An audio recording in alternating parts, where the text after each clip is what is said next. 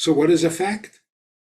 Fact is the reality as it stands now, as it happens to be. Truth is reality as it must be.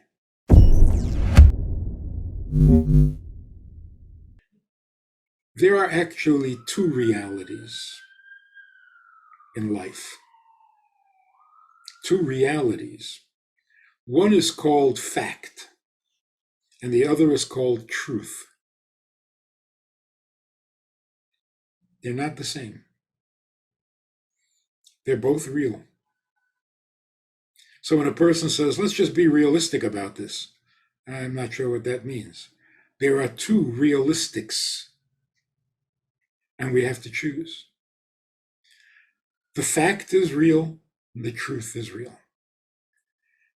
Then what is the difference between them? Fact is reality, but it's the reality that happens to be. You happen to live in Russia under Stalin, very difficult to teach your children Judaism. Very dangerous. Thousands of Jews lost their lives because they would not surrender their children to communism. What was the fact? The fact was very difficult to maintain your Jewishness. That was a fact. It was real. But then not everybody lived there. Those who lived in Russia dealt with that fact. To them, that was real. People who lived in France had a completely different issue, completely different fact. Now, at any moment, you could switch places, hypothetically. The Frenchman can go to Russia, the Russian can go to France. All of a sudden, your reality is different. The facts have changed. So what is a fact? Fact is the reality as it stands now, as it happens to be. Truth is reality as it must be. Truth with a capital T. So the Jews in Russia had to make a choice. There's the fact and there's the truth. Truth is Jews are meant to practice Judaism, to fulfill God's commandments. That's eternal, that's infinite, that's absolutely true everywhere at all times for every Jew. Well, now we've got a clash between the reality of truth and the reality of fact. Thank God we have acquired the ability over the centuries and millennia. We have acquired the ability to deal with the fact, but worship the truth. We never worship the fact. So yes, we had to fight communism. We had to put the yeshiva underground.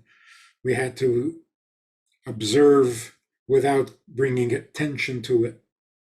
And we had to risk being caught and suffering the consequences. That was real. So we dealt with it as best we could. But we never lost our belief in what is true, because true is forever. The result is communism is gone in Russia. Judaism is very much alive in Russia. Enviably. The truth won, as it always will. There are people who are frivolous and irresponsible, and they will ignore the facts, ignore at their own risk, at their own peril. You can't ignore facts. It's a reality that God is putting in front of us. It's temporary. It's the way things happen to be, but it's the challenge of the hour. Jews are on their way to Mount Sinai to receive the Ten Commandments, and there's an ocean in the way.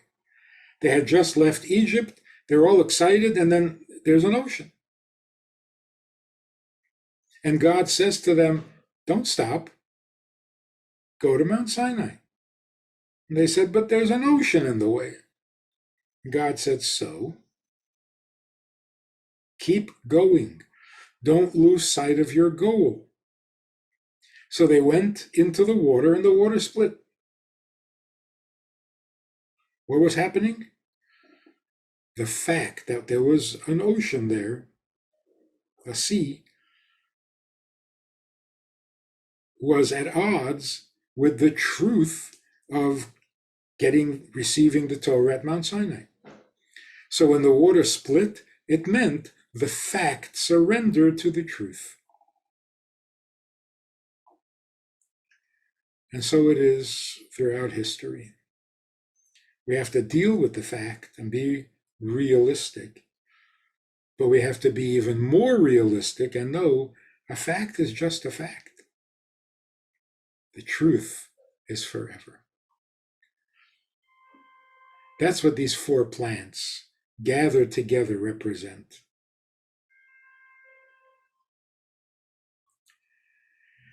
Sitting in a sukkah, temporary little hut, same idea. When we're in touch with the truth, the facts will all surrender and come together in harmony with the truth.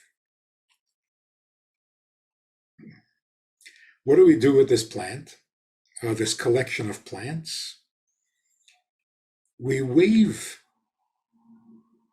this collection in all 6 directions, up, down, north, east, southwest, reminding us and experiencing physically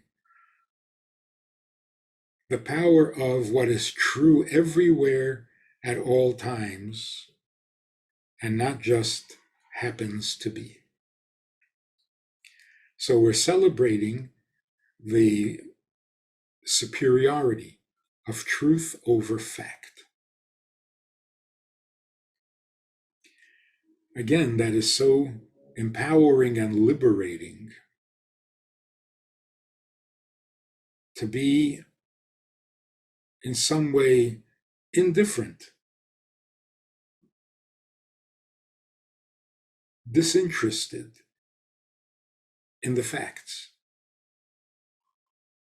You recognize it, we know it, deal with it, but not impressed, not impressed.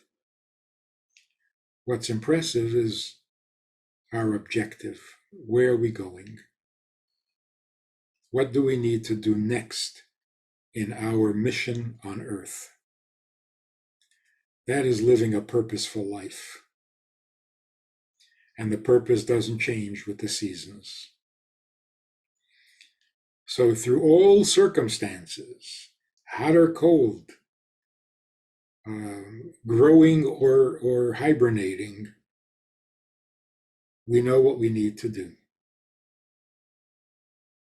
So we welcome the variety of circumstances under which we can do what we know we should do. And so the fact of a season, it happens to be summer, it happens to be winter, those facts will all be absorbed and embraced by the truth until eventually all fact will be true and every truth will be the fact. For example, human beings are dignified and essentially good creations. True? Yeah. Fact? No. No, in fact, people are so bad. Are they meant to be bad? Do they have to be bad? Will they always be bad? No, no, no. It's just a fact. When Mashiach comes, speedily in our day, the fact will surrender to the truth. The truth is, people are good and noble and intelligent, believe it or not. So, why is the fact resisting the truth? Well, because we haven't made the world and nature godly enough. But once we do, when we reach that tipping point, enough holiness and godliness and Torah has been absorbed by nature,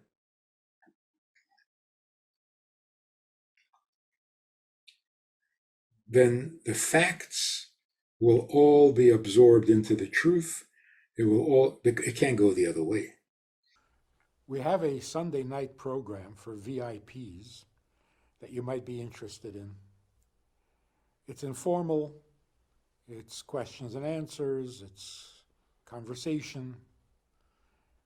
It's really relaxed, it's really pleasant, enjoyable, informative, and kind of community like. It's a Sunday night program, there's a Wednesday morning program for the VIPs, and there's a Wednesday night program. All of it just conversation, casual, laid back, unscripted. So join us, take a look, click the link below, and see which of the three suits you best, and join us for some enjoyable conversation.